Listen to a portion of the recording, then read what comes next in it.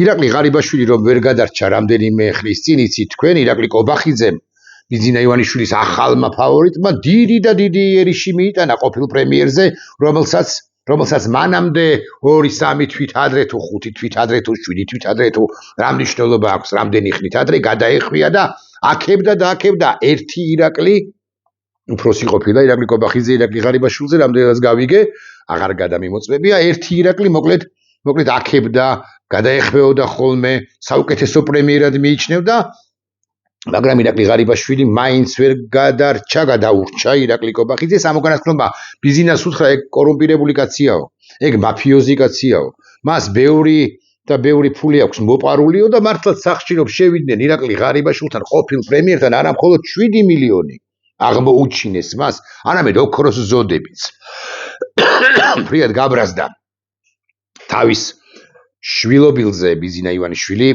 ჩემს ხელთ არსებული ინფორმაციით და რა თუნდა ამას ინფორმაციის გადამოწმება და გადმომოწმება მოკლედ ირაკლი ღარიბაშვილს უთხრეს შემდეგ 1 მილიონს ჩამოიტანა ახლა და მე დანარჩენს კი გირაოს სახით და დანარჩენს კი მე მოიტანო და ეს მე მოსატანი თანხა ჩემს ხელთ არსებული ინფორმაციით მინიმუმ 50-60 მილიონი ლარია დოლარსაც არ ვიტყვი ლარია მოკლედ ირაკლი ღარიბაშვილი მოცემულ ეტაპზე სადაც ცხოვრობს არ ვიცი მაღალი ალბათობით ისევ ბოსაშვილის ქუჩაზე ან შესაძლოა სხვაგან ახლა დაკავებულია ერთი საქმით ის სიმამს ნინუკას მამას მოვიწყდება სახელი ნინუკას მამას ასევე ამ კახელების კლანს ასევე იმათ ვისაც წილში ჩაუჯდა პირდაპირანირიბად სთხოვს რომ მომიტანეთ ეს ხსენებული იქნება და შეაგროვოთ ეს 50-60 მილიონი ლარიო კვლავ ვიმეორებ მინიმუმ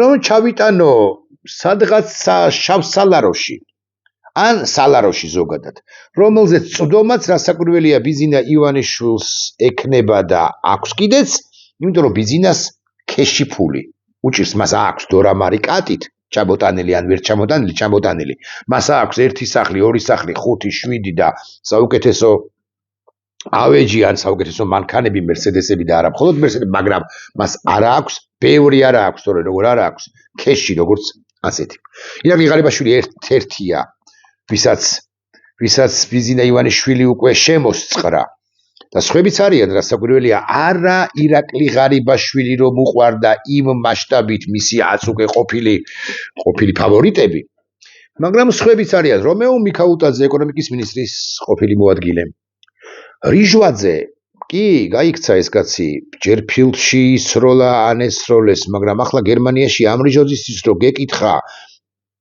Deep State არის თუ არა გერმანიაო ცოტა ხნით ადრე გეტყოდა რომ Deep State-იც არის გლობალური ომის პარტიაც არის ამ ქვეყნის საზიზღარი დედაკივატირეო მაგრამ სად მკურნალობს სად აგრძელებს მკურნალობას ან სად ცხოვრობს თუ გნებავთ ასე ვიტყვი თორნიკე რიჟვაძე ჩვენ რომ გვაგინებინებდა კი არა ჩვენ რომ გვეუბნებოდა რომ ევროპა ცუდიაო სწორედაც რომ ევროპაში ცხოვრობს ეს თორნიკე რიჟვაძე მას შეიძლება ეპატია მას და მის ოჯახს რამდენი ფულის მოიპარეს არ ვიცი სიმართლე გითხრათ მაგრამ რომ მოიპარეს ეს ფაქტია გადაურჩა თუ არა ბიზინა ივანიშვილს კი არა ირაკლი კობახიძეს ან ირაკლი კობახიძეს კი არა ბიზინა ივანიშვილს გრიგოლ ლილუაშვილი გადაურჩა მეთქი ასე ვიტყოდი მაგრამ მეორე მხრივ მის გარშემო ძალიან ბევრი პირია დაპატიმრებული და გრიგოლ ლილუაშვილი გადარჩენილიაო ბევრი ჩვენგანი ვერ იტყვის ასეთ ამამად ვერ ვიტყვით ბევრი პირია დაპატიმრებული მის გარშემო და წრევი წროვდება აი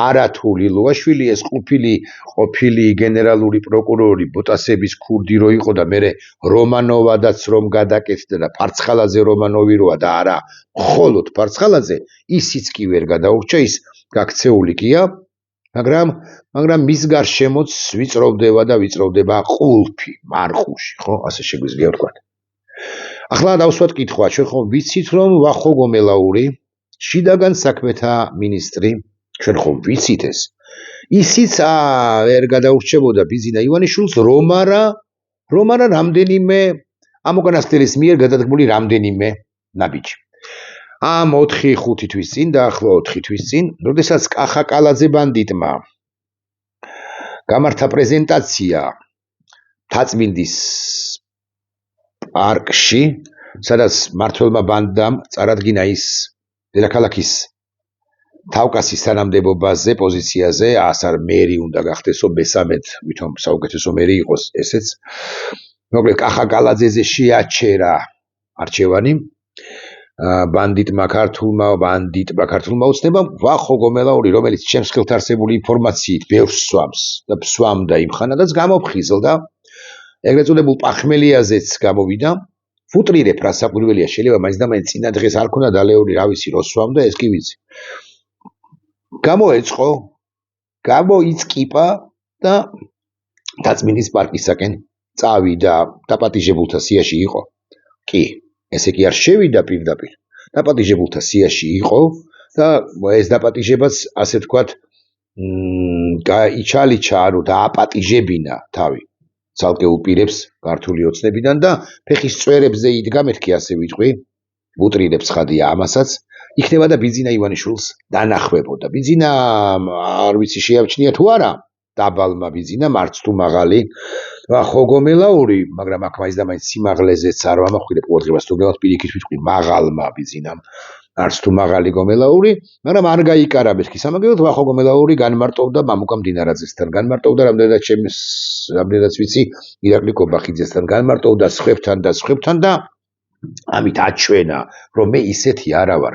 ოქროს ზოდები, რომ უყვარდა და უყვარს ღარიბაშვილის მსგავსიო, არც ლილუაშვილის მსგავსი არა ვარ. მე საბოლოო ჯამში არც არაფერი არ დამიშავებიაო. ღარიბაშვილმა არა მხოლოდ ოქროს ზოდები შეინახა სახლში, ასე მაგალითად საკუთარი შვილის სახელმწიფო თვითმფრინავით გადააფრინა ამერიკის შეერთებულ შტატებში, იქ, სადაც მისი შვილის LGBT გარდაქმნის ალბათობა გაცილებით მაღალია. ღარიბაშვილისეული განმარტებით და ღარიბაშვილი როგორც აზროვნებს მის წვინის ლაბირინთებში რაც ხდება, რა ქიმიური პროცესების მიმდინარეობს იმ ქიმიური პროცესების მიხედვით.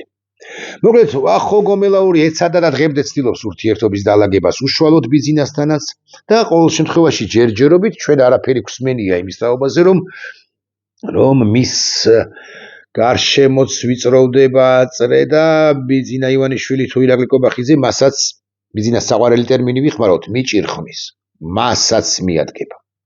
დალაგებულია, არ ვიცი, სვამს კიდევ, ჩემს ხელთ არსებული ინფორმაციით არ აკლებს, მოდი ასე ვიტყვი, არ იკლებს.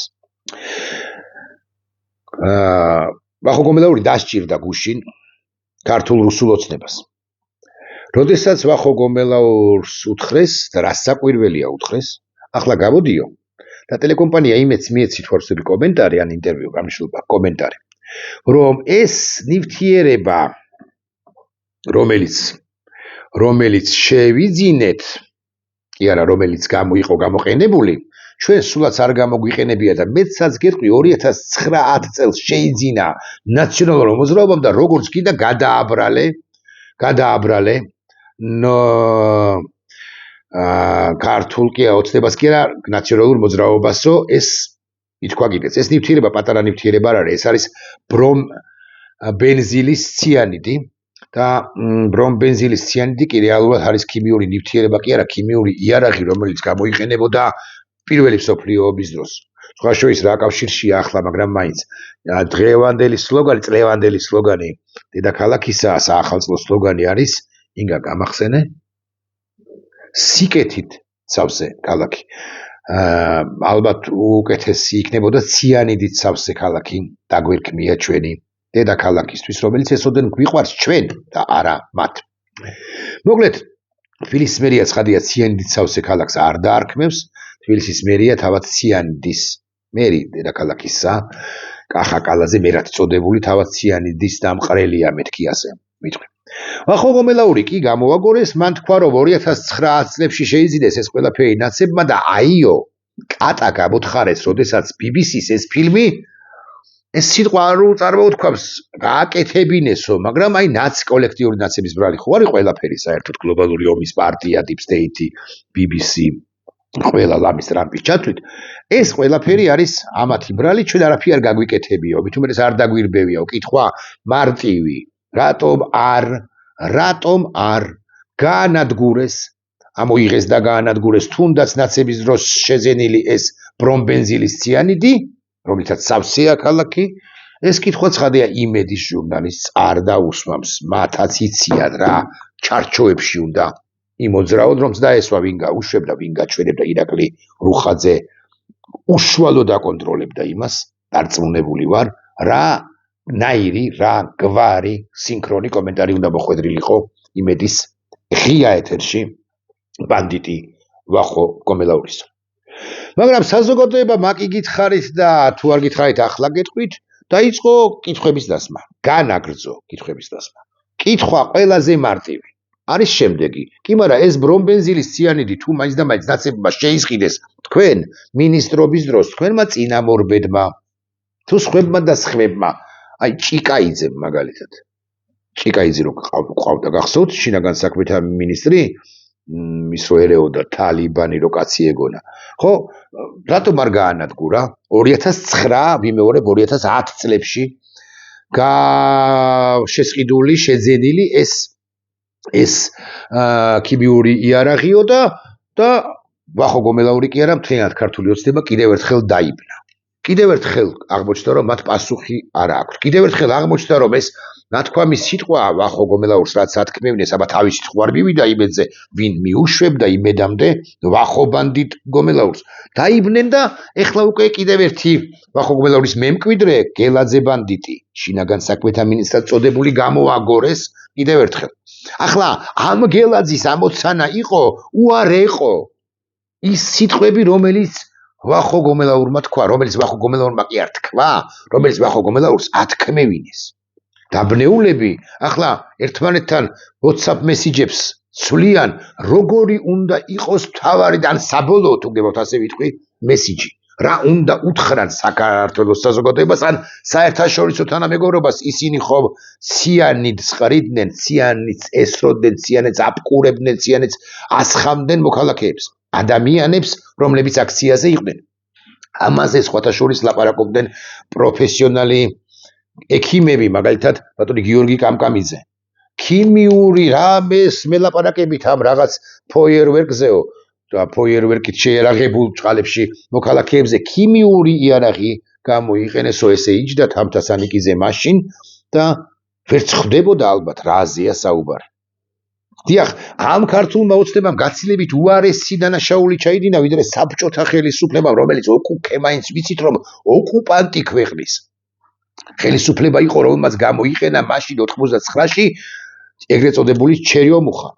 ამათმა უარესი გააკეთეს, ესე იყო ფორმალურად, ხადია რუსები არიან, მაგრამ ფორმალურად ხო დე იურე ასე ვიტყვი, დამოუკიდებელი საქართველოს მმართველები არიან. მოკლედ გელაძეს დავუბრუნდეთ ახლა გომელაურის სიტყვამ რომ არ გაჭრა და გომელაურს რო უთხრეს ახლა ისევ ეთრიე სახში და განაგრძე შენი ღვინისა თუ ვუტრირებ რა საკვირველია, მაგრამ მაინც შენი ღვინისა თუ არყის სმა გამოჭყეპვაო, აღარ ახარ საჭირო, ახლა უკვე გამოაგორეს ეს რა გვარია გელაძე. რომელმაც თქვა, გავრცელებული ბრალდება, რომელიც შეეხება შინაგან საქმეთა სამინისტროს მხრიდან აქციის მონაწილეების წინააღმდეგ აკრძალული ნივთიერების რეგისტრული კამიტის, ანუ ეს არის მეორე სახელწოდება, გამოყენებას არის სრული აბსურდი, სისხლი არანაირ სიმართლეს არ შეესაბამებაო. ამბობს გელაძე ბანდიტი.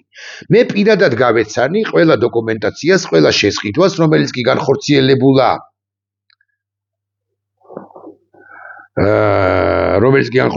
ამ მიმართულებით და სრული პასუხისმგებლობით და დარწმუნებით შემიძლია გითხრათ, რომ არასოდეს საქართველოში შინაგან საქმეთა სამინისტროს არ შეუსყიდია ეგრეთ წოდებული კამიტიო. კი, მაგრამ გომელაურმა ლოთმა კი მაგრამ რა გითხრა აბა. გომელაურმა ხო თქვა, რომ 2009-ში და 10-ში შეიძინა წინა ხელისუფლებამ ეს ყველა პერიოდა. ეს პატივცემული კი არა, არ პატივსაცემი გელაძე ამბობს, არასოდეს სრული პასუხისმგებლობით ვამბობ, რომ არასოდეს შინაგან საქმეთა სამინისტროს არ შეუსყიდია ეგრეთ წოდებული კამიტიო. მაშინ რა გამოთხარეს ნაცებმა? BBC-მ, Deep State-მა, შეერთებულმა შტატებმა, ჩვენმა galaktikam გომელაურსეული ინტერპრეტაციით. ბუნებრივია, რომ იმედი არაფერს კითხავდა ბანდიტი ირაკლი რუხაძის იმედი და აი ჟურნალისტები კი ჩაეკითხნენ.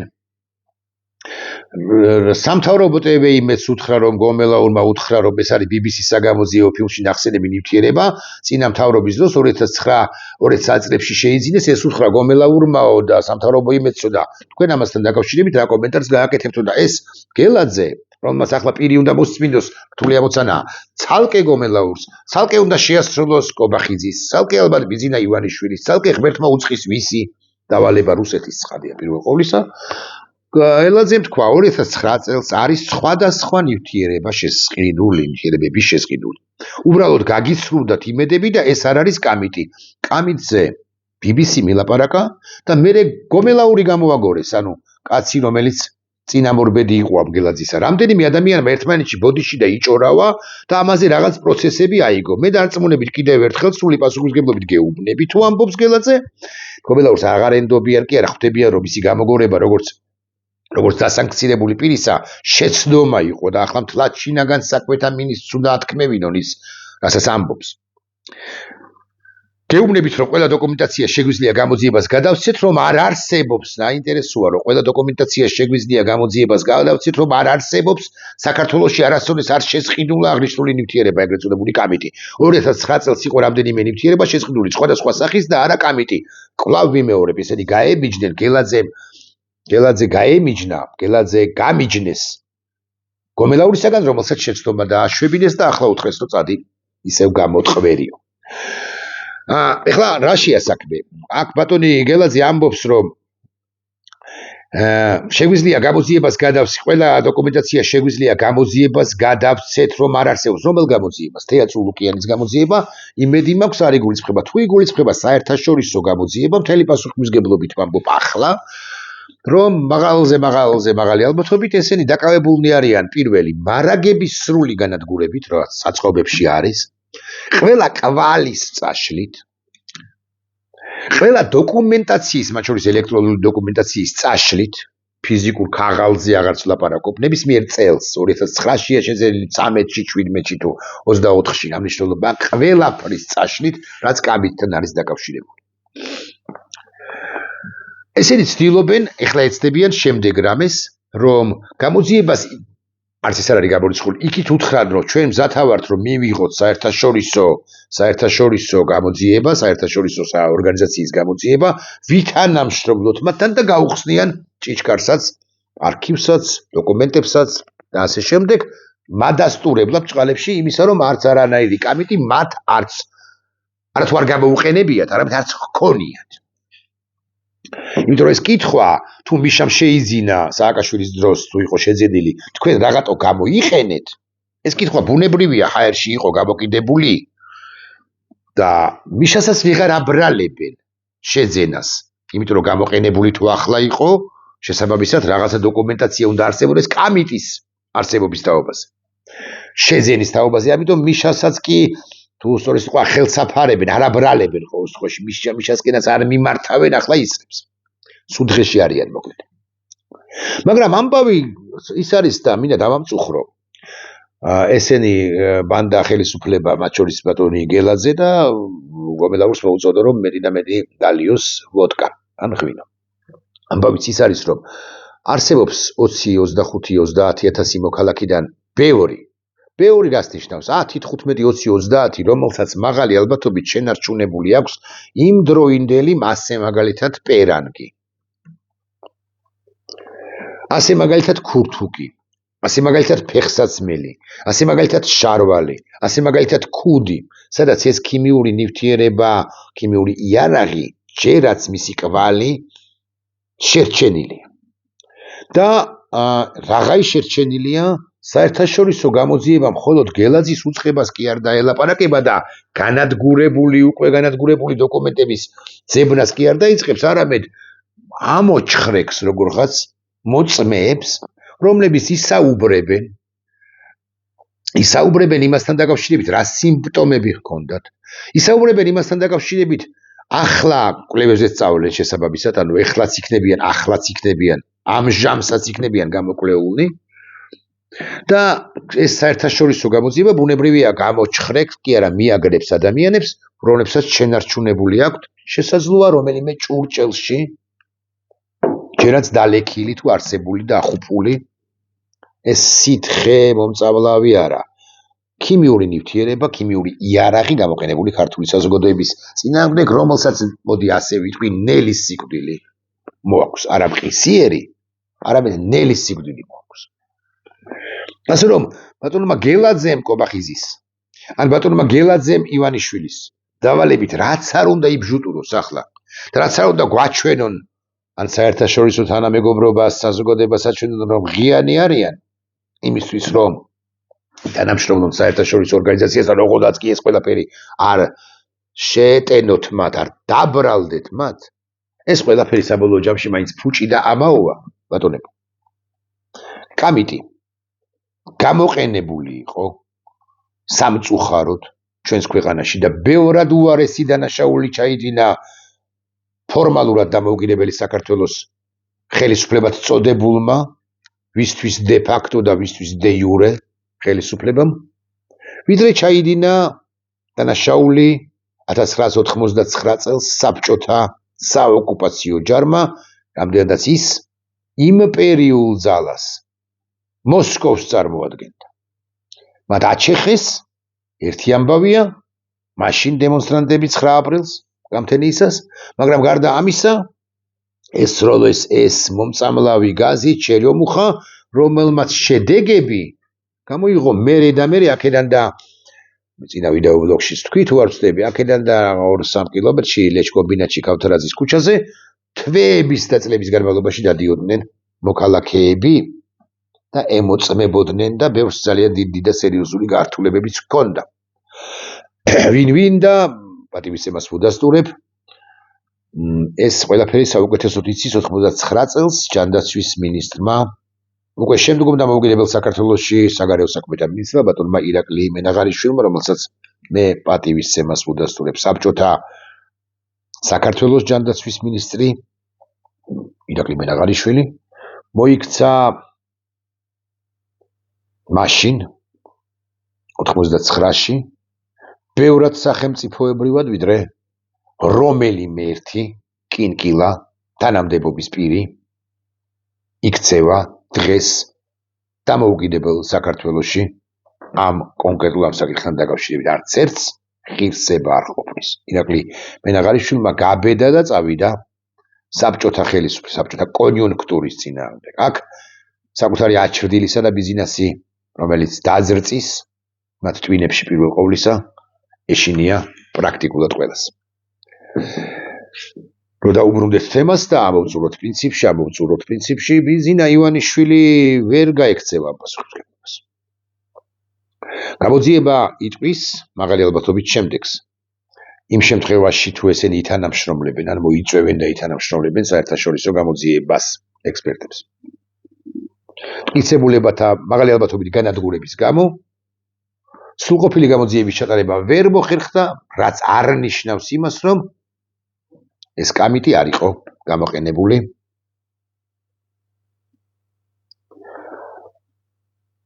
მშვიდობიანი მოქალაქეების, თავისუფლებისთვის მებრძოლი ადამიანების წინააღმდეგ. ნახვამდის.